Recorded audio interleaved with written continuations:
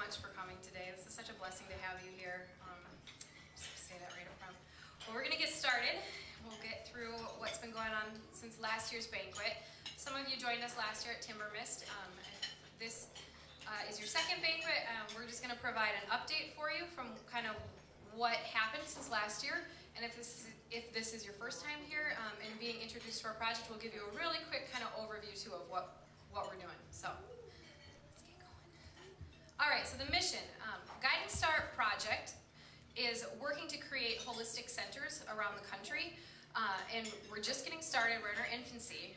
You guys are really kind of our springboard to get going. You're providing us with the financial support to actually get going. So we want to create comprehensive women and family centers that bring together pro-women and pro-life organizations. And so right now we know that many cities that have abortion clinics and different Planned Parenthoods, we know that there's a lot of really great pro-life resources in most of these cities. But we've seen the problem that a lot of them are very small and very underfunded and spread out geographically around the city. And so sometimes their services are a little bit more difficult to access for women.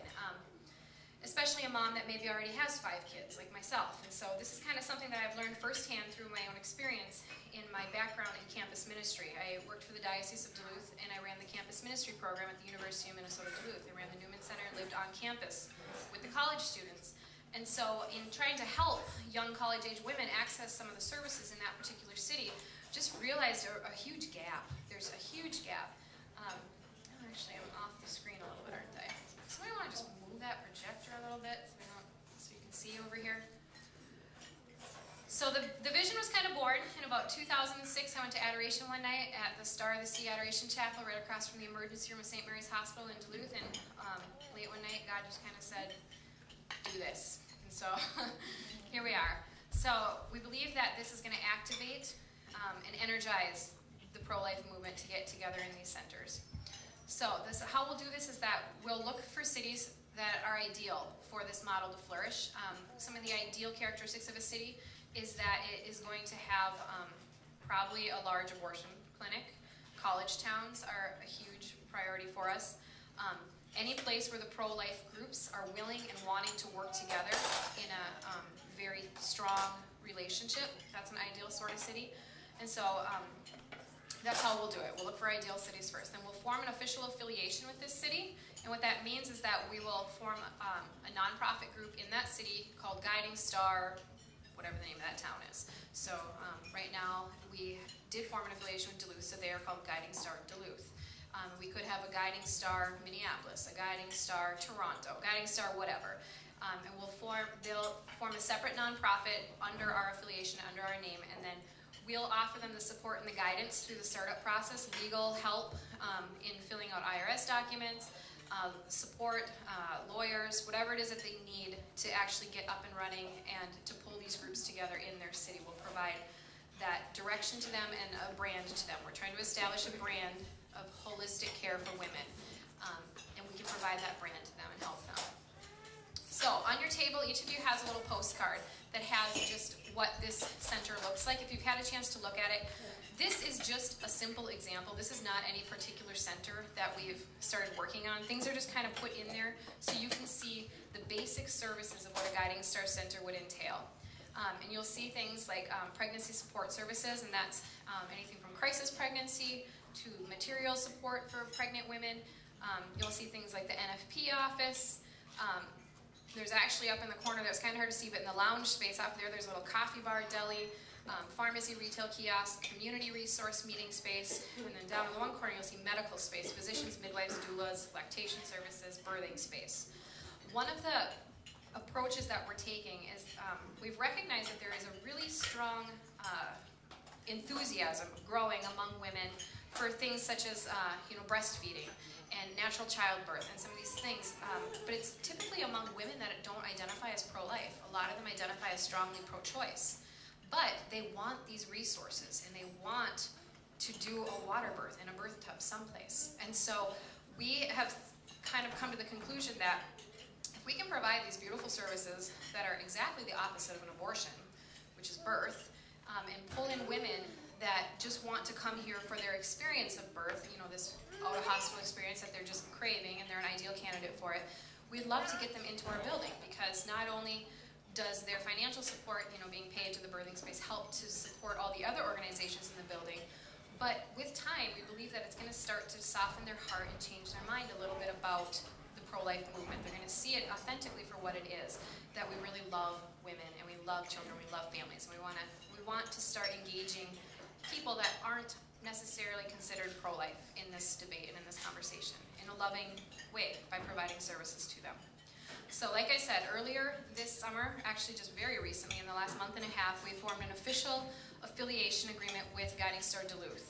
And so now over the next year, what you're going to see is their organization kind of coming in under the Guiding Star project in terms of branding and in terms of just how their approach is, the language they use a little bit. We actually have some members from Guiding Star Duluth here, I believe. Lori, I think they're around here someplace. If you see them, tell them hi and thank you for their service, because they've really been in the trenches figuring out what the Guiding Star model is. Guiding Star Duluth, they became a tax-exempt nonprofit in 2009 officially, and that is really the heart of where this project started. They were the test city for this site. This is where I started trying to get these groups together. They're still working on that in Duluth.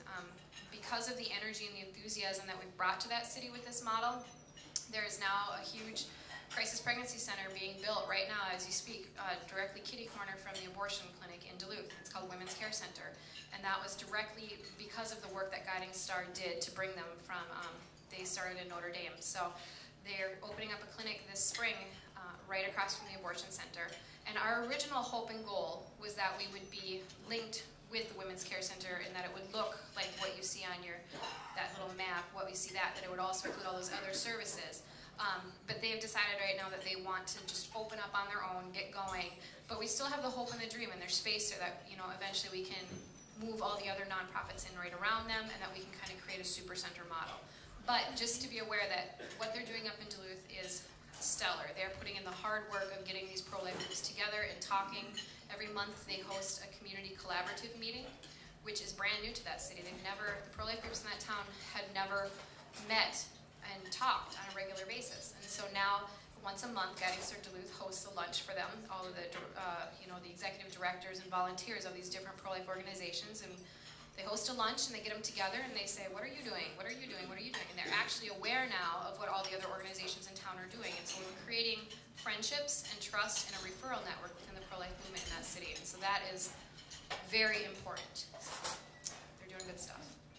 You can see here, these are just some screenshots. The one in the background is Guiding Star Project. This is our website, and we just launched this last month Guiding Star Duluth's website, which is the one in front. And so basically, we'll do that for any city that we affiliate. We'll have very similar branding. It's just kind of what it looks like. So you can see there's a little different. It says Guiding Star Duluth instead of Guiding Star Project.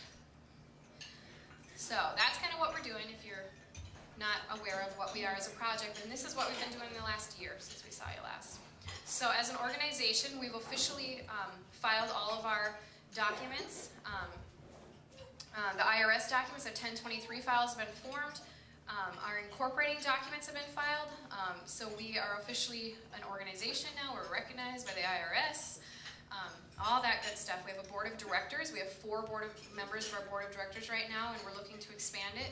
But we're out on our own bank accounts. We're no longer linked with Duluth in that way as an organization. So we've laid all the groundwork in this past year, which I don't know if any of you have ever filled out a 1023 form, but that can take a year in itself.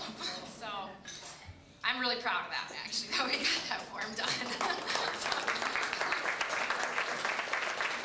I don't even remember how many pages that was. Mary over here, our treasurer, she did most of the work, so that was. And then Danielle Rose, of course, she was at the banquet last year, and we helped raise some money for Danielle's pro-life CD that she was doing. And the reason we did that is because we think it's really important to start infusing our culture with a language that's going to make it more holistically pro-life.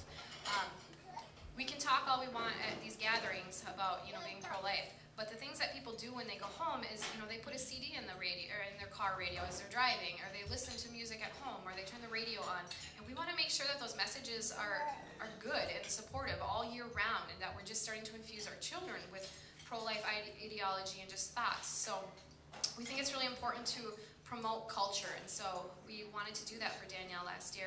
We raised nearly $16,000 at that banquet last year. That was able to go directly to the work of this CD. It's nearly complete.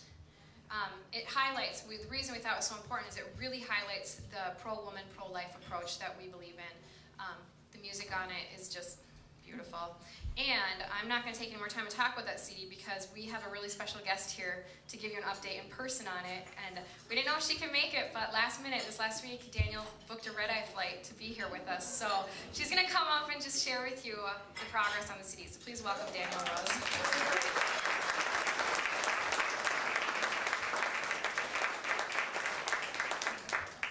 Praise the Lord. Hello. Do any of you know, have you heard in the Twin Cities on Friday the 5th, they're having the rosary procession from the state capitol to the cathedral for the marriage amendment? So I was so excited because last minute I got an invitation to come help with music at it, and God provided the plane ticket to come today. Woohoo! Good job, God. God is so awesome. And just yesterday, so Brian Humphrey is the person I've been working with as the recording engineer producer for the album. And last year when I saw you at the banquet, we had been working really hard all last summer, and then he's in the process of pursuing the priesthood. He was leaving in the fall to go to the Angelicum in Rome to be studying, and we didn't get to finish up everything before he left, which was a big surrender to the Lord, but he got back from his year of studies, and so this summer we were working really hard all summer, and just yesterday, like, he handed me the little CD with the final versions of all the edits we've been working on of the songs. So I'm really excited because at this point the music is essentially completed, and there's just practical steps that have to be taken for duplication and copyright, those kind of things, that it should definitely be out this fall for sure, because the music is done now. So if you could pray for just some of the practical things. And can I share with you about what the song topics are? Is that okay? If you were like, no, I'd probably be like, but I'll tell you, it's so great. The goal of the album is to try to have songs that are going to touch upon all the different interconnected dimensions of building a culture of life. So if we pray for end to abortion, that it includes all these other things like this center, they're all connected together to be able to build that culture of life. So the album is called Culture of Life, and the songs include, there's 15 songs on it, and it's a song about how there can't be too many children in the world, like a response to the one-child policy and that attitude of China specifically. A song about the value of, like, what is one life worth, and then thinking about Mary's yes to the Lord, to welcome him, and how it changed the whole world. About how each soul is unrepeatable in eternity. A song about chastity of waiting for future spouse and the dignity of our own bodies. A song about being open to life and NFP. That's going to be controversial, but anyway, pray for that. A song about the Eucharistic nature of motherhood, mother giving up her body to give life to another. A song about fatherhood and adoption, specifically through the model of St. Joseph. A song about of grieving for all babies who have been aborted. A song of repentance for sins against life. A song about how God can bring life to our culture of death, even through our wounds. The power of the resurrection and building a culture of life. A song about how people aren't burdens, that they're blessings, that we should sacrifice for each other. A song about redemptive suffering, and how even our suffering can help. You know, again, if we don't understand the value of suffering and that it can be redemptive, then we can't explain how someone that is suffering through their life or end of life would have value, and that their purpose in life is very meaningful. A song about, I'm almost done, I'm like thinking through the order of the songs. A song about, how we're called to be saints. All of us, that's why we exist. God wants us to become a saint and be in heaven. And then the last one would be a song of end of life. And then there's going to be a hidden track of a really happy song about life, and like that life has happy things like building forts with blankets and things like that, cookies, baking, and it's called I Love Lifeland. I wrote it with my sister. So anyway, so that's the update, and I'm super excited.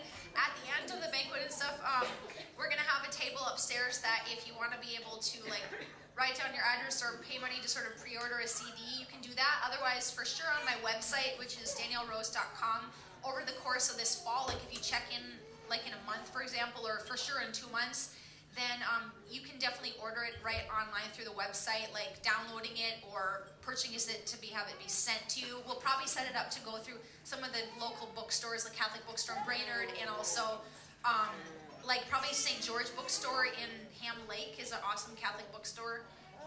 Set it up so that you can get it in person that way and stuff. So thank you for all your prayers, and I'm super excited, and it's been fun to start sharing some of the songs with people and have God touching people through them in this process, and I'm excited that it's almost ready to be shared with more people in the body of Christ. So thank you for making that possible, and I'll stop talking, and God bless you.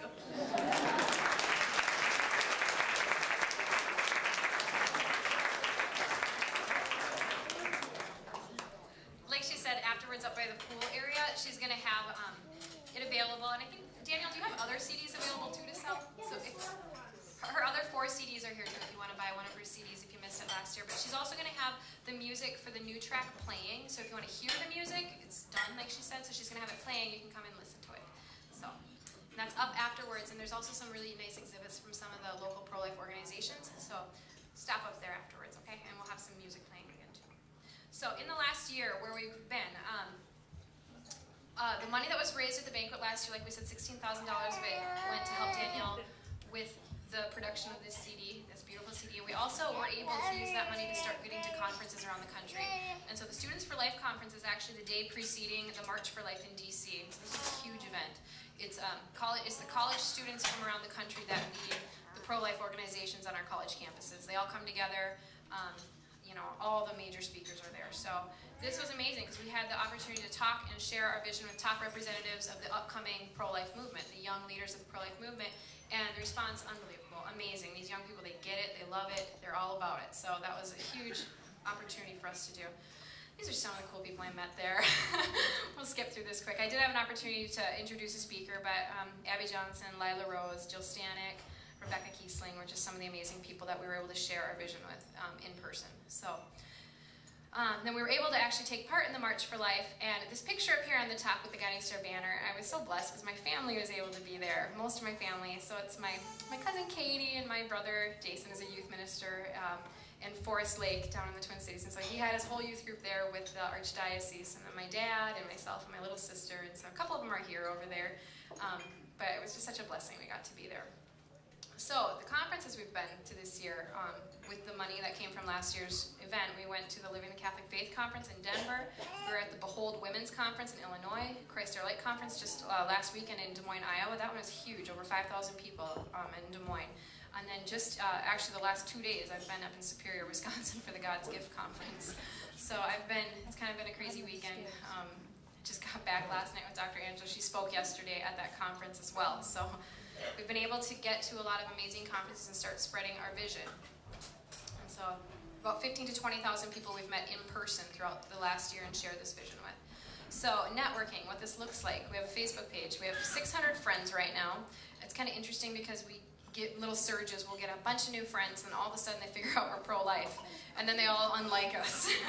Because at first they think that we're kind of a women's group that's crunchy and organic, and they really love us. And then I post something about how abortion is bad for women's systems, and they unlike us. But this is kind of what it looks like here. This is an average week. We have about 6,000 to 8,000 hits that visit our website, people interested in the project.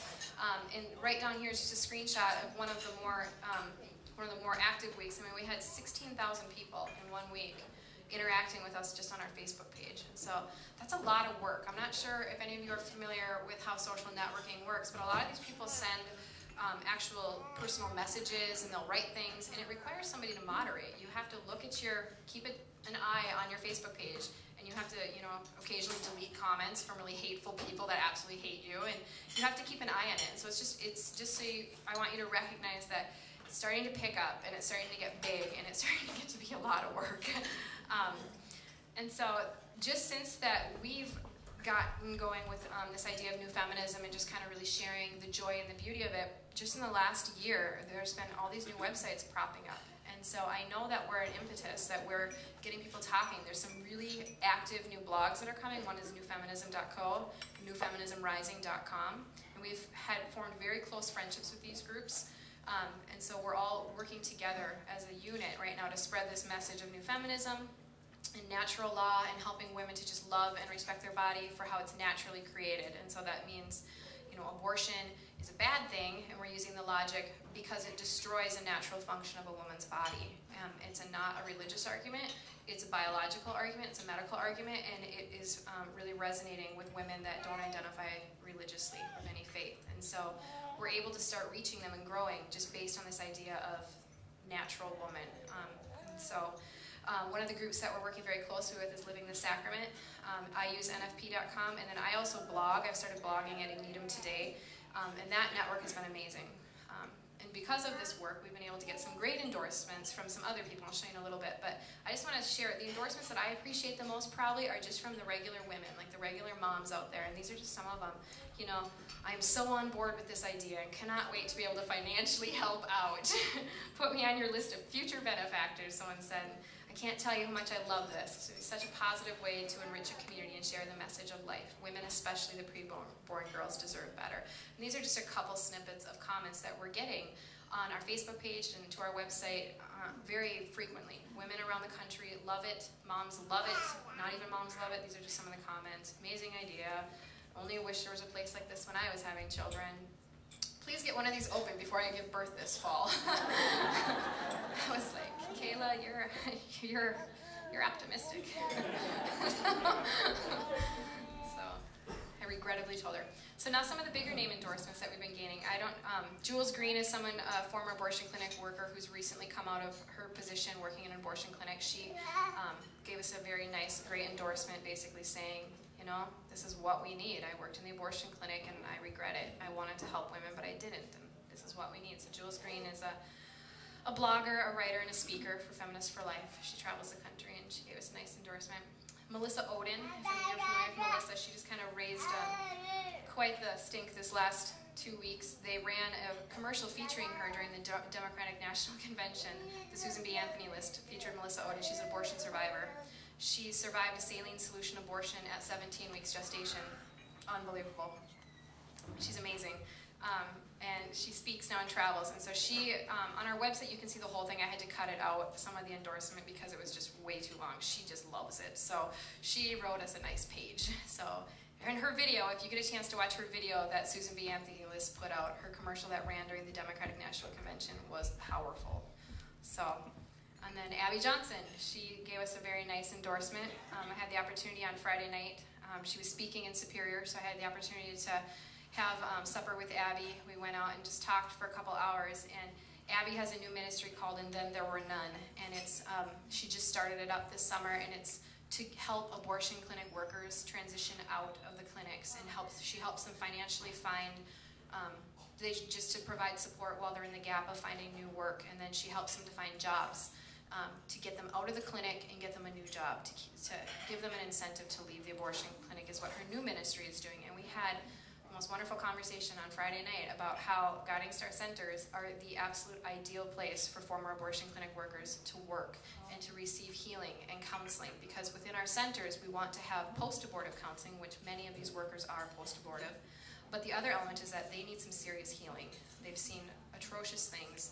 They've gone through a lot, and they need to be in an environment where they can receive healing and employment. So our centers, you know, maybe they need to just work in a coffee shop in the center while they go through their healing process, and eventually maybe we can transition them into the crisis pregnancy area and they can share their stories with women. But she's had 30 workers leave the abortion industry in the last 6 months. So.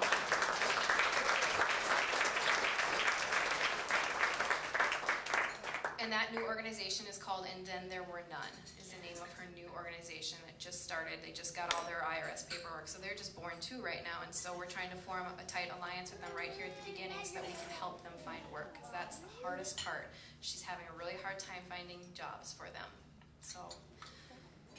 And then last night, this endorsement just came in. About midnight last night, Lila Rose sent her endorsement over via email, said, I want you to share it if you have time at your banquet. And she gave the most beautiful endorsement. Lila Rose is the president of Live Action. If If you're not familiar with her, you probably know her work.